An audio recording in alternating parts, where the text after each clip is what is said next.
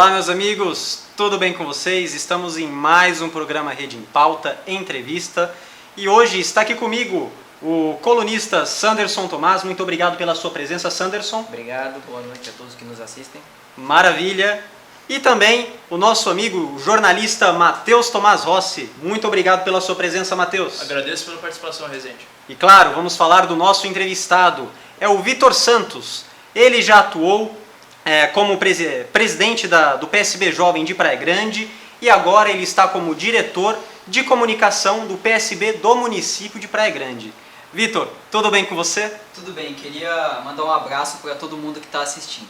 Maravilha, é um enorme prazer estar aqui com você hoje no nosso programa Rede em Pauta. Igualmente. Antes de mais nada, produção, roda a vinheta.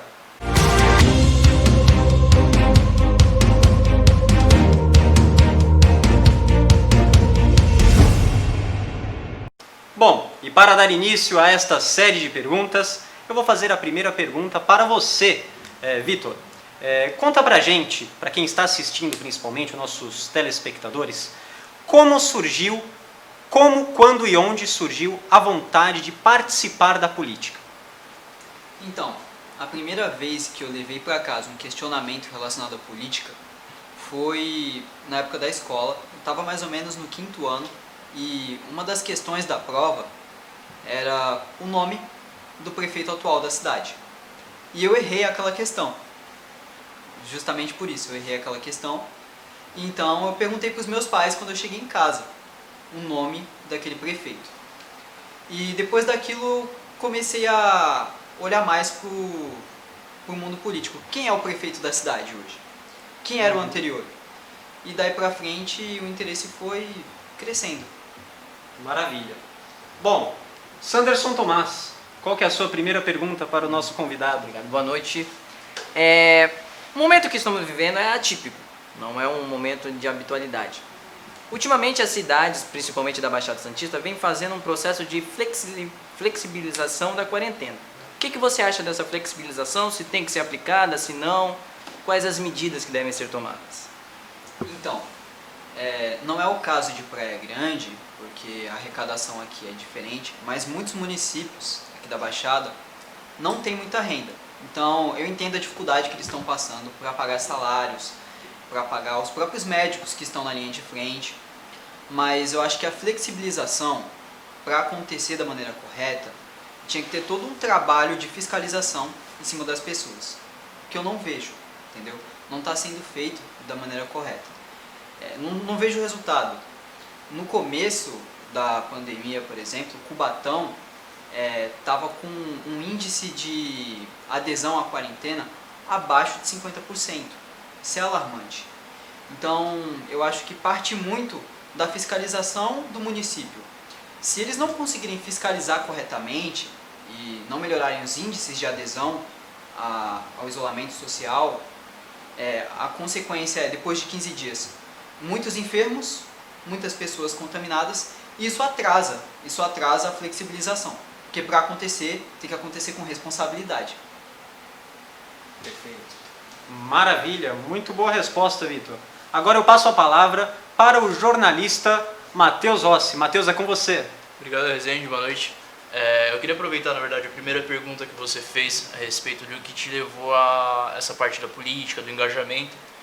E eu queria saber, você como uma pessoa que já está mais na área, assim, quais foram as obras, livro, filme, autores que te influenciaram a tomar o seu lado político, a ter o seu pensamento? O que te moldou para a política? Eu ganhei um livro de um primo meu. O nome do livro é Cartas a um Jovem Político para Construir um País Melhor. E eu achei fantástico. É do ex-presidente, o Fernando Henrique Cardoso. E naquela carta, que o livro é praticamente uma carta, ele fala como enfim, ele romantiza a entrada para a política de uma forma que dá muita vontade de estar lá, sabe? E eu acredito que esse foi o ponto fundamental. Então é um livro que eu indicaria. Se eu pudesse indicar mais duas coisas, seriam duas músicas. A primeira, Passarinhos, do Emicida, que mostra o quanto a educação pode mudar a vida de uma pessoa. e Levanta e Anda do Emicida também, que eu acho que também mostra isso, a superação que uma pessoa pode ter, ainda mais vindo de uma camada social mais baixa. Eu acho que a política faz parte disso, transformar a vida de pessoas. Ótimo. Gostei da resposta. Acho Também que foi gostei bem- da sua resposta, parabéns. Bom, vou te fazer mais uma pergunta antes de ir para um breve intervalo. Ultimamente, pessoas despreparadas vêm ocupando os cargos do governo, né? E isso é um grande problema, gera um Estado ineficiente. E, enfim, o que você acha que é possível fazer para mudar este cenário? Né? Trocar as pessoas despreparadas e colocar pessoas engajadas que queiram realmente mudar a nossa sociedade para melhor. Então, eu acho que a melhor forma de começar é falar da postura que eu vejo sendo adotada nos governos atualmente. O bom político é aquele cara que consegue enxugar gastos, né, e aplicar bem o dinheiro da cidade. O político extraordinário, o político fantástico, é aquele que cria mais receita, entendeu? Posso dar o exemplo de São Vicente. São Vicente teve um cara em específico que trouxe o camelódromo e trouxe o shopping para a cidade posteriormente. Depois daquilo, a arrecadação da cidade mudou e a cidade mudou um pouco também. Praia Grande era uma antes do boom imobiliário, né? E virou outra depois. Então, eu acho que primeiro a gente tem que ajustar essa postura das pessoas que estão à frente da cidade. Antes de pensar como utilizar o dinheiro da cidade, elas têm que falar como eu consigo mais dinheiro para a cidade. E depois disso, eu acho que elas têm que começar a valorizar quem está dentro da casa. Eu vejo que dentro das prefeituras, eles pegam pessoas boas de rua, pessoas que têm votos e colocam para trabalhar lá dentro. Mas para fazer essas funções, a gente precisa de pessoas boas de gabinete. Como que eu vou conseguir um cara bom de gabinete? Abrindo um concurso, entendeu? Valorizando o servidor público, em vez de colocar a classe política para fazer as funções importantes de uma cidade. Maravilha, muito bem colocado. E eu concordo com você neste ponto. Eu acho que para governar deve-se haver um critério técnico, né? A pessoa deve ter uma especialização. Nada contra a pessoa que não tem um curso, enfim. Porém, para comandar a saúde, eu prefiro que coloque um médico, segurança pública, um coronel, um delegado, alguém que tenha experiência na área, porque isso é fundamental realmente para mudar a nossa sociedade para melhor, né? Colocar pessoas técnicas para comandar aí as diferentes secretarias dos governos. Aliás, pegando o gancho do que você vem dizendo, eu acho que deveria ter no mínimo em todas as cidades a obrigatoriedade de diploma para você poder assumir uma secretaria. Em certas cidades não tem isso e assim, acredito que isso prejudica muito a qualidade do gestor, do cara que está dentro de uma secretaria. Maravilha. Bom, muito obrigado por esta... Espera aí que o programa não acabou, tá, pessoal? Só as primeiras perguntinhas do primeiro bloco. Vamos para um breve intervalo. No segundo bloco, o nosso amigo Rafael Baltazar, jornalista, vai continuar fazendo perguntas no lugar do Sanderson e juntamente com o jornalista Matheus Ossi. Produção, roda a vinheta.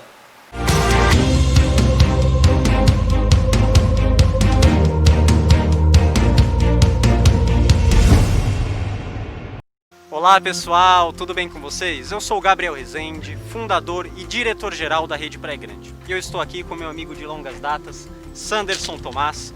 Sanderson, você atualmente está como colunista e diretor jurídico da Rede Praia Grande. Como colunista, você vem desempenhando um brilhante papel com a coluna Extraordinária. E agora você vai estar subindo um degrau a mais, vai estar apresentando o seu programa. Conta pra gente quais são as suas expectativas. Muito obrigado. Primeiro agradecer o convite que eu recebi e as expectativas são sempre as melhores. Acho que a função da rede é passar informação, transmitir para as pessoas uma sensação de que algo está acontecendo e o que está acontecendo. Essa sensação de transmitir segurança acho que é o mais valoroso, principalmente no momento em que vivemos, um momento de instabilidade jurídica, instabilidade política, nessa pandemia do coronavírus. Então acho que o programa vai vir para somar e e ajudar a população de Praia Grande e da Baixada E Santista. se me permite, sempre transmitindo um conteúdo com credibilidade e transparência, né? Sim, sim, Isso é de muito preferência, fundamental. de preferência, é o nosso foco. A Rede Praia Grande ela tem um foco de transparência e ética, que é o que às vezes falta um pouco e nós buscamos aqui. Maravilha. Sanderson, desde já eu quero agradecer a sua participação. Desejo muita sorte no seu programa. Eu que fico E claro, contamos com a presença de vocês, em breve no nosso canal do YouTube. Muito obrigado.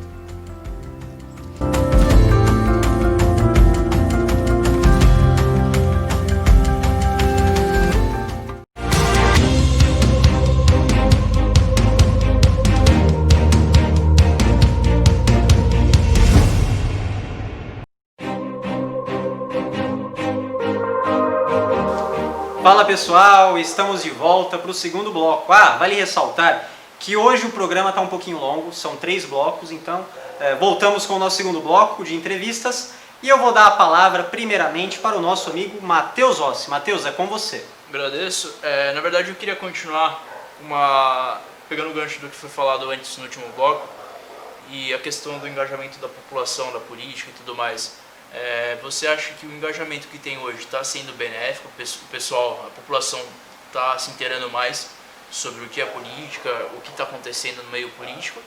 Ou você acha que na verdade a população só polarizou para 2 lados e isso na verdade chega a ser um problema para a política brasileira? Então, eu acho que essa campanha para presidente foi mais pesada do que as outras.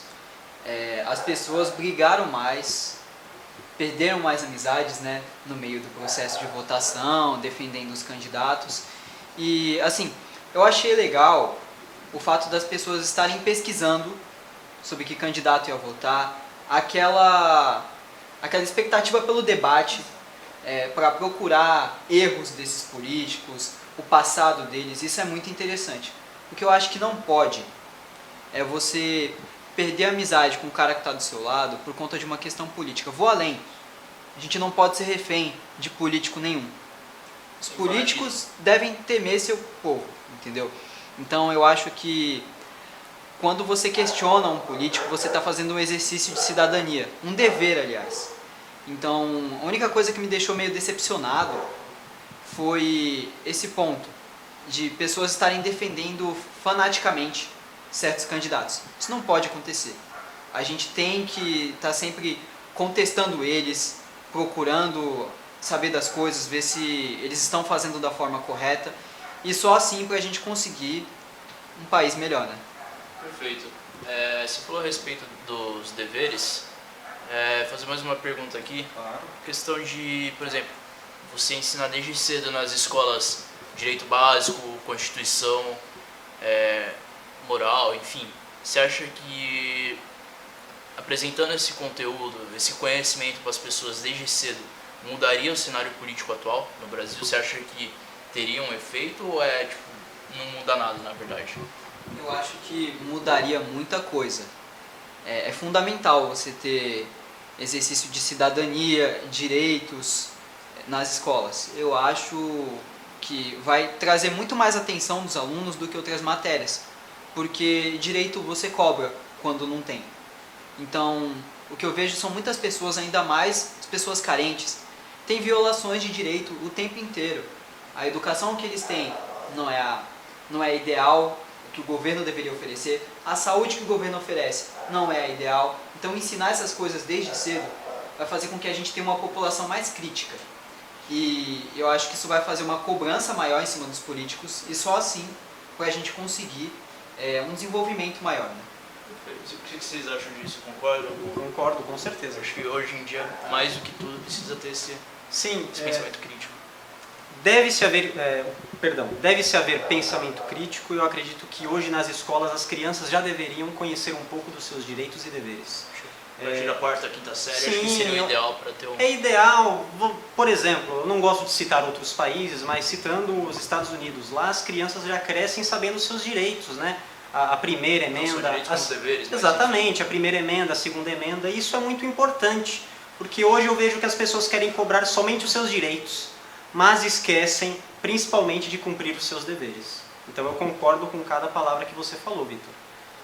Rafael Baltazar, agora vamos abrir o espaço voltado à filosofia. E o Rafael Baltazar tem duas perguntas para fazer neste bloco para o Vitor. Rafael, pode falar, com você. Essa inicial não é bem de filosofia, né? É mais uma opinião política, social que estamos vivendo atualmente, né? Nós estamos na era do debate, né? Todo mundo acha alguma coisa, todo mundo tem uma opinião sobre alguma coisa, né? E eu creio que ou eu sei ou eu não sei. Todo mundo quer levantar uma bandeira, todo mundo quer ter um ideal, todo mundo acha alguma coisa. E eu queria saber essa sua opinião sobre essas pessoas que vão na vibe de ele postou essa foto contra isso, contra aquilo, contra tal coisa, chamando aquela pessoa disso porque eu acho que isso está errado, porque vai na onda do famoso modinha. Se eu não fizer isso, eu estou errado, porque meu amigo fez, logo eu tenho que ir também. O que você acha disso? Então, eu acho que o engajamento em certas causas sociais é muito importante.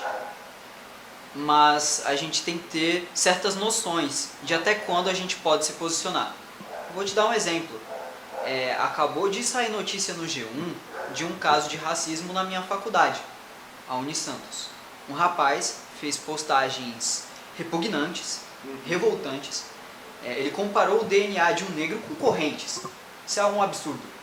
E teve um engajamento muito forte de todas as pessoas para repreender aquilo e cobrar alguma medida da faculdade. Já foi tomada, aliás, entraram com ação contra o menino, enfim. A questão é que existe uma coisa chamada local de fala. Eu tenho que ver o racismo e repreender, eu tenho que denunciar, eu tenho que fazer isso, eu tenho esse dever, para que a gente tenha uma sociedade melhor. Porém, eu nunca vou ter a mesma propriedade de um negro para falar do racismo, porque eu nunca sofri racismo, ele sofre, entendeu? Então eu acho que o que a gente tem que tomar cuidado na hora de fazer esses posicionamentos é não tomar espaço de quem realmente sofre aquele tipo de coisa. Quando eu ver racismo, quando eu ver injustiça, eu vou cobrar e eu não vou deixar barato. Mas na hora que eu for pesquisar sobre racismo, eu vou procurar a opinião de um negro. Eu vou comprar o livro do Lázaro Ramos, que fala sobre racismo, entendeu? Eu vou aprender com pessoas negras, Martin Luther King, Nelson Mandela. Então eu acho que o ideal é esse. Você deve se engajar em causas sociais, em causas políticas. Isso é muito importante. Mas observa bem o que essas causas querem dizer, a origem delas. E tenta se alinhar à existência dessas causas, entendeu? Ao porquê elas vieram. Se me permite, desculpa te atrapalhar. Eu só falando uma pergunta. É coisa breve. Se me permite, é muito importante esse ponto que o Vitor tocou. Esse caso de racismo que aconteceu numa universidade de Santos. A Rede Praia Grande quer ressaltar que nós repudiamos toda e qualquer forma de racismo e preconceito. Inaceitável. É inaceitável. Nós acreditamos que o respeito deve prevalecer acima de tudo. Se você tem sua opinião, guarda ela com você. Se a sua opinião fere as pessoas, guarda com você. Não é uma opinião, exatamente. Racismo não é legal, preconceito não é legal, o respeito deve prevalecer acima de tudo em todas as hipóteses. Uma coisa bacana é, por exemplo, a gente também tomar cuidado com as nossas atitudes. Às vezes, querendo ou não, a gente faz algum comentário, alguma coisa do tipo, mas é bacana a gente ter a noção de, eu errei nisso aqui. Eu Tem vou que se policiar, tomar né? cuidado para não... Isso porque, mesmo. querendo ou não, é uma coisa que está estruturada na sociedade. Exatamente. E o respeito não é algo que você tenha que exigir de alguém, é algo que você tem que conquistar da pessoa. O que eu ia falar é que eu vi que você citou Martin Luther King. Martin Luther King pegava mais na parte da paz, né? Ele queria as conquistas dos negros, mas por meio pacífico.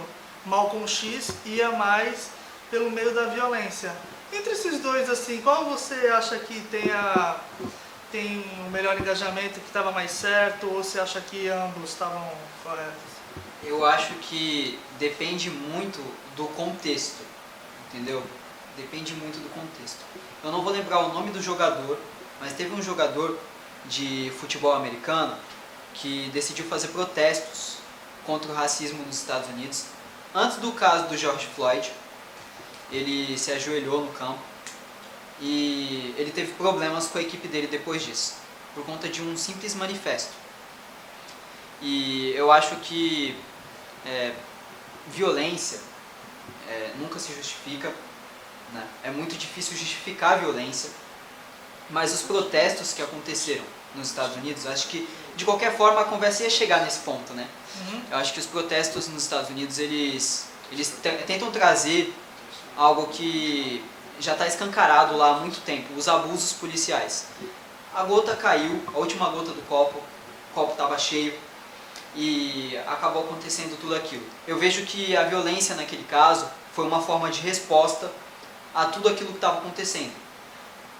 Não acho que seja a melhor forma, mas convenhamos, teve um senhorzinho, 76 anos, que foi só conversar com os policiais, foi empurrado, o cara no chão bateu a cabeça e começou a sangrar. Os policiais, depois que teve a mão para ele para ajudar, o cara não deixou.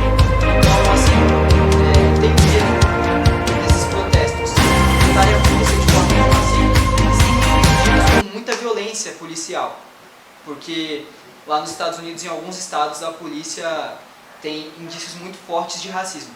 Então, acho que depende muito do contexto. Ali, eu não vejo tanto como uma forma de ataque, mas sim como uma forma de defesa. Mas a gente tem que analisar caso a caso. Violência, eu acho que, se for um caminho, tem que ser o último. Mas eu sou um cara da paz, por exemplo, não me veria depredando locais, enfim, esse tipo de coisa no protesto. Good vibes. Isso, eu sou bem good vibes, aliás. Mas eu analiso o contexto, entendeu? No caso do George Floyd, acredito que o protesto tem toda a legitimidade do mundo. E só aconteceu dessa forma por conta do jeito que a polícia age ali. Ótimo. Maravilha. Bom, o Matheus vai encerrar a participação dele no programa Rede em Pauta, porque já já o Sanderson Tomás entra no último bloco, então o Matheus quer concluir com a sua última pergunta. Matheus, é com você. A última pergunta, na verdade, vai mais para a área que eu participo da rede, que é cultura e educação. Você, como um jovem que já está politizado, é diretor, já atua como presidente também do PSB, hoje, na região e no país, se você quiser comentar também, qual seria uma medida que você tomaria para incentivar a cultura e a educação? Então, eu acho que, ainda mais nas zonas carentes, a educação é a melhor forma, o melhor caminho para se conquistar evolução.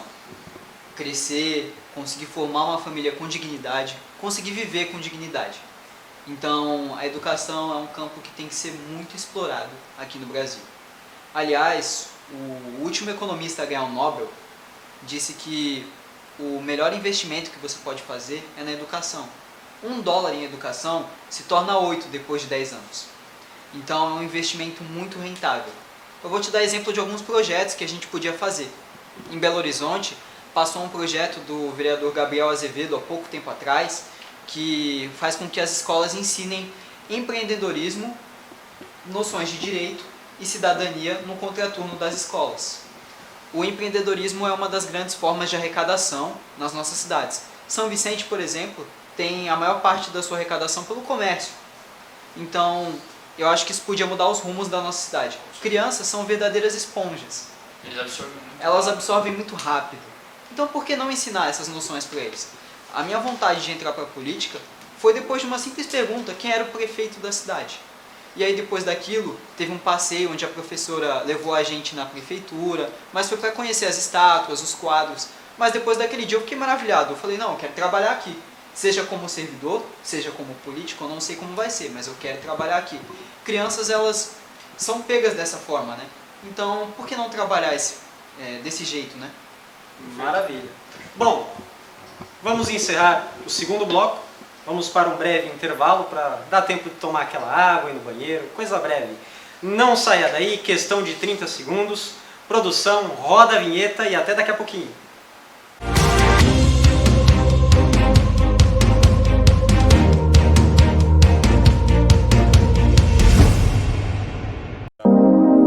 Olá pessoal, tudo bem com vocês? Espero que sim, eu sou Gabriel Rezende. Olá pessoal, me chamo Sanderson Tomás. Olá amigos, eu sou o Matheus Rossi. Me chamo João Anderson Andrade. Eu me chamo Rafael Baltazar Figueira. Sou Rodrigo Henrique Pereira de Lima.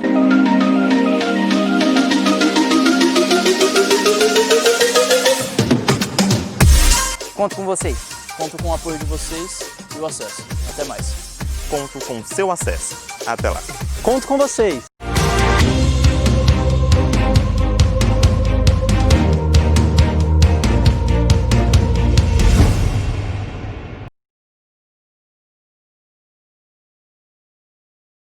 Fala pessoal, estamos de volta no último bloco do programa Rede em Pauta Entrevista.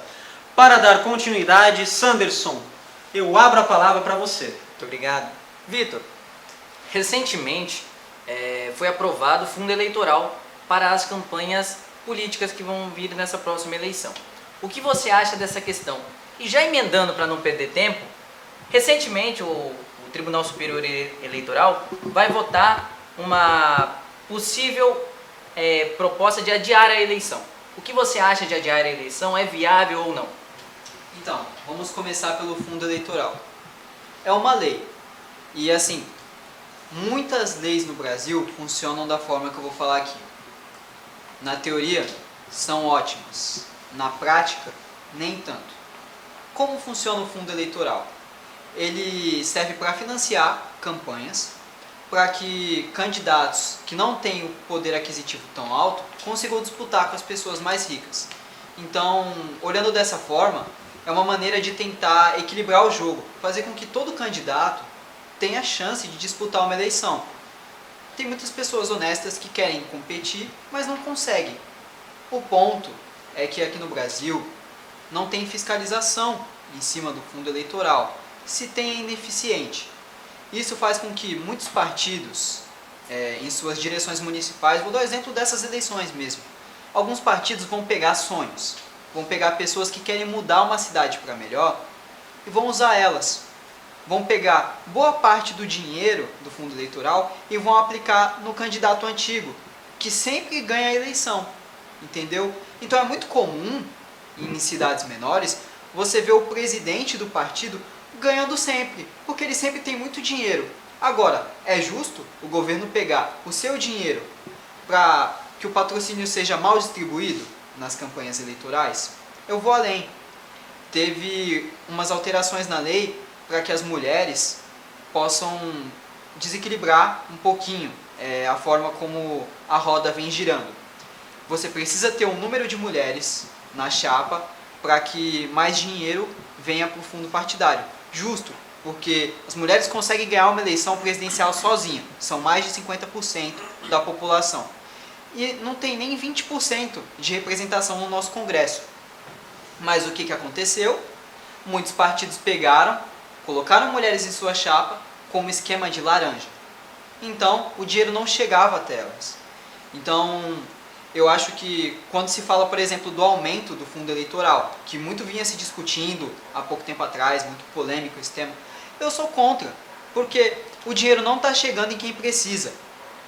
O candidato que ganha a eleição, aparelhado no Estado, utilizando de meios antigos da política, cabos eleitorais, muito recurso para material eleitoral, esse tipo de coisa, ele precisa desse dinheiro? Quem precisa é o candidato mais humilde, que quer representar o pessoal do seu bairro, que sonha em entrar para a política, e o dinheiro não chega nele.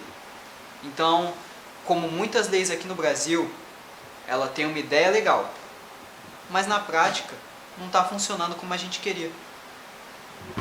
Perfeito. E a segunda parte da pergunta sobre o adiamento das eleições. O ministro Barroso tinha dito que teria que esperar as convenções partidárias agora, para junho e julho. E ele tinha dado uma proposta de aumentar o período de votação, ou seja, a votação é das 8 da manhã até as 15 horas, às 17 horas. Aumentar, colocar das 10 da manhã até as 9, 10 horas. Você acha que essa prolatação do horário de votação é ideal? E como ficaria a questão dos mandatos, se houvesse uma possível adiação, um possível adiamento da eleição? O mandato se interromperia no momento constitucional garantido, que é a data das eleições, segundo domingo de outubro, ou teria que ser prorrogado? Como você vê? Como você sente essa decisão? Eu acho que a condição que vai nortear para onde devemos andar é o avanço do coronavírus. Eu perdi 3 pessoas conhecidas por coronavírus. E a minha visão é de que a eleição ela não é tão prioritária quanto a saúde das pessoas. Então, fazer toda uma aglomeração, organizar toda a estrutura de uma eleição, porque uma eleição é muito cara, tem muitos gastos para levar as urnas, toda a logística, tudo isso sai muito caro. Dinheiro que pode ser usado para comprar respiradores, pagar o salário dos médicos em dia, que tem muita cidade que já está com dificuldade para pagar, tem cidade aqui na Baixada que está atrasando um pouquinho o salário dos médicos, dos enfermeiros, dos profissionais da saúde. Então, eu acho que não é prioridade. Eu sou favorável ao adiamento, acho que a gente tem que resolver primeiro essa crise de saúde, para depois a gente pensar na eleição. Sim, na questão dos mandatos. Eu acho que se for um tempo razoável, se passar aí 1 mês, 2 meses, não é um problema tão sério.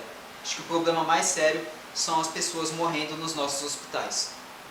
Perfeito. Maravilha. Bom, eu vou te fazer uma pergunta. Essa pergunta acredito que seja de muito interesse seu. Para quem não sabe, o Vitor Santos ele é acadêmico de Direito na Universidade Católica de Santos. Inclusive, que semestre você está, Vitor? Agora eu vou para o 6º semestre. Maravilha, está no 6º semestre, quase que metade do curso. Vitor, como todo estudante de Direito, você deve ter aquela matéria favorita. Conta pra gente qual é essa matéria e o porquê. Então, se me permitir, eu falaria sobre 2. Fique à vontade. Direito eleitoral e direito administrativo. As duas estão muito ligadas à dinâmica de como a política funciona. Direito eleitoral é uma paixão que eu venho nutrindo há muito tempo, muito relacionado ao meu desejo de me tornar vereador um dia, enfim. Então é muito importante conhecer o processo eleitoral, como que ele acontece, até porque se nós vimos injustiças lá, a gente pode lutar contra elas. E o direito administrativo eu acho que a mais importante, para você impactar vidas para melhor, para você mudar a vida das pessoas, para você fazer uma boa gestão, você tem que entender como funciona a máquina pública. E para isso nada melhor que o direito administrativo. Ele explica como as coisas funcionam, ele explica a regra do jogo. Então acho que o direito administrativo é fundamental se você quer mudar a vida de alguém, se você quer ser um bom gestor, um bom político. Entendi. Maravilha. Muito obrigado por essa resposta. Eu também sou um grande fã do direito administrativo, principalmente se tratando da administração pública, quando você trata dos princípios básicos da administração, que a gente brinca que é o LIMP, né, que é a legalidade, impessoalidade, moralidade, publicidade e eficiência. Que ultimamente em algumas cidades, em algumas regiões do nosso país, esses princípios não andam sendo seguidos. Tá difícil. Então tem que haver mais fiscalização. Mas eu gosto bastante também dessa matéria, acredito que você vai ter muito sucesso aderindo a essa matéria como fruto do seu trabalho. Se me permite, Claro. é um tema esse que foi matéria minha essa semana na coluna Falando Direito da Rede Praia Grande. Quem puder, acesse o site. Tratamos sobre os princípios da administração pública, bem como a eletividade. Maravilha. Bom, o Rafael Baltazar ele vai fazer 2 perguntas para encerrar a participação dele. Rafael, comece aí com a sua primeira pergunta de forma bem breve, fica à vontade. Eu queria te fazer uma pergunta sobre política primeiro. Vou encerrar depois com a parte filosófica. O que você acha sobre o atual governo do nosso presidente Jair Messias Bolsonaro? Então, eu vou começar falando de uma linha do tempo, da história do Brasil. Luiz Inácio Lula da Silva, no auge de sua popularidade, não era visível na minha cabeça encarar uma situação onde alguém levantava o dedo para criticá-lo e era bem visto. Se você criticava o Lula, você era inimigo da nação. Você era um traidor. Você não queria o bem do povo brasileiro. Para uma democracia funcionar, a gente precisa de uma coisa muito importante: a dúvida. Temos que duvidar de quem está no poder o tempo todo. Eles não podem se achar maiores do que a gente, porque não são. Nós colocamos eles lá. E apontar o dedo de traidor da pátria a uma pessoa simplesmente porque criticou o governo é muito pesado. Quem faz isso não respeita a democracia. É uma coisa que eu vi no auge da popularidade do Lula e vi acontecer com o Bolsonaro também. O populismo autoritário é o que mais prejudica o Brasil. Tudo bem gostar de um político, respeitar um político, ter apreço à história dele, mas jamais deixar com que ele fique acima da gente. Não podemos fazer esse tipo de coisa. O populismo prejudica demais o Brasil. Muitas vezes a gente vê erros grotescos de diversos políticos e ficamos calados. Apontamos o dedo para outros políticos, fazemos cortina de fumaça, mas e o partido tal e o outro partido? Quando devemos criticar muito por dever cívico quem está no poder. Aliás, é nosso funcionário. Então, eu acho que o que mais prejudica o governo Bolsonaro é o seu populismo exacerbado. Ele não quer pessoas que o critiquem do seu lado. Parece que ele quer um fã-clube. E eu, particularmente, não gosto desse tipo de política. Eu sou um democrata. Pergunta filosófica. A pergunta filosófica.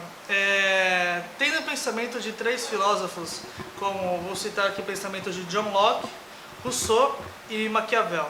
John Locke dizia que o homem nasce como se fosse uma folha em branco. Maquiavel disse que o homem ele é mau por natureza, a menos que ele precisa ser bom, ele vai ser bom. Rousseau diz aquela famosa frase que o homem nasce bom e a sociedade o corrompe. Entre esses 3, qual você acha que se encaixa mais? Ou se eles estão juntos? O que você acha sobre esses 3 pensamentos desses 3 filósofos? Eu gosto de acreditar que o ser humano nasce bom e a sociedade o corrompe. E eu digo o motivo. Boa parte das pessoas tem o afeto da mãe quando nasce. Algo muito positivo. Então, desde o começo, você tem um contato de muito carinho consigo quando você nasce. E crianças são verdadeiras esponjas. Se você olhar estudos científicos, a capacidade de uma criança aprender é muito maior do que a nossa. Então, pela mãe, muitas vezes ela acaba aprendendo muita coisa legal, muita coisa boa. Eu acho que o problema é quando a gente começa a entrar em contato com a sociedade torta em que vivemos. Vivemos num país sem igualdade de oportunidades, sem igualdade de educação. As pessoas mais humildes têm muita dificuldade para ter uma educação de qualidade e isso prejudica muito essas pessoas. Muitas pessoas estão expostas à violência o tempo inteiro e isso acaba prejudicando muito a formação dessas pessoas. Eu vou dar até uma sugestão. Acredito que esses exercícios de cidadania deveriam acontecer na prática nas escolas até o 9º ano. Já ouviu falar dos palhaços da alegria? Enfim, os palhaços da alegria, eles entram em hospitais fantasiados para alegrar crianças com problemas médicos. Eu acho que é uma experiência muito bacana para ser vivenciada na prática nas escolas, no 1º ano do ensino médio, talvez no 9º ano, entendeu? Na primeira infância, acho muito importante botar as crianças em projetos culturais, educacionais. A escola não tem que formar somente pessoas inteligentes, tem que formar pessoas de bom coração. Acredito que as pessoas ruins que existem hoje em dia são assim porque estiveram muito expostas à violência, a coisas ruins quando eram mais jovens. Boa parte dos casos é assim. Bom, dando continuidade, agradeço aí a sua pergunta, Rafael Baltazar, e, claro, a brilhante resposta do Vitor Santos. Vitor, para encerrar este programa, eu gostaria que você mandasse uma mensagem para o público que está nos assistindo, os nossos telespectadores, em especial os jovens que têm vontade de se engajar na política da nossa região. Certo. Então, se eu pudesse dizer algo a todos vocês, é que não desistam nunca. Nunca deixe ninguém te desanimar. Eu já ouvi muitas vezes, é uma criança sonhadora, não vai ter futuro lá, é bonzinho demais para a política, muitas coisas desse tipo. E eu não vou desistir. Eu não vou desistir. Eu posso até não conseguir, mas eu vou tentar. Até o último dia da minha vida eu vou tentar. E eu acho que pessoas de bom coração, pessoas que querem o melhor para a nossa cidade, precisam estar lá, representando a gente. Porque tem muita gente que não respeita o nosso povo. Então, eu peço, por favor, que não desistam dos seus sonhos. Muito bom, Vitor. Gente, eu vou falar para vocês, esse menino é talentoso, de verdade. Ele tem vocação para ser político e acredito que nos próximos anos ele irá participar com certeza das eleições municipais, estaduais, quem sabe aí chegar na eleição nacional. Bom, te desejo sorte e agradeço demais a sua participação. Antes de encerrar o programa, pessoal, eu queria também mandar uma mensagem para a dona Lilian, que é a mãe do nosso cinegrafista Lucas Paixão. Infelizmente, na data de hoje, né, sábado, ela acabou sofrendo um acidente doméstico, né, na cozinha, acabou se queimando com óleo quente. Eu vou falar para você, não desejo isso para ninguém. Dona Lília, desejo uma boa recuperação para a senhora, dias melhores estão por vir, se cuide, tome seu medicamento corretinho e tudo vai dar certo. Desde já, desejo muita saúde para a senhora. Rafael Baltazar, eu quero agradecer a sua participação. Sanderson Tomás, agradeço demais a sua participação também. Quero agradecer a participação também do jornalista Matheus Rossi. E claro, não posso esquecer da produção. Joanderson Andrade e Lucas Paixão, vocês sempre são nota 10. Sem vocês, como eu sempre costumo dizer, a Rede Praia Grande não seria nada, não tenha dúvidas disso. E claro, o nosso anfitrião, Vitor Santos, muito obrigado mais uma vez pela sua participação. Desejo muita sorte na sua trajetória e até, quem sabe, um programa futuro aí nos próximos meses, nos próximos anos. Seja o que Deus quiser. Desejo muita sorte, até mais. Foi um prazer participar da entrevista com vocês. Maravilha. Pessoal, muito obrigado por ter sintonizado no nosso canal aqui da Rede Praia Grande no Facebook e no YouTube. E claro, semana que vem, na próxima segunda-feira, tem mais programa Rede em Pauta. Até já, produção, roda a vinheta.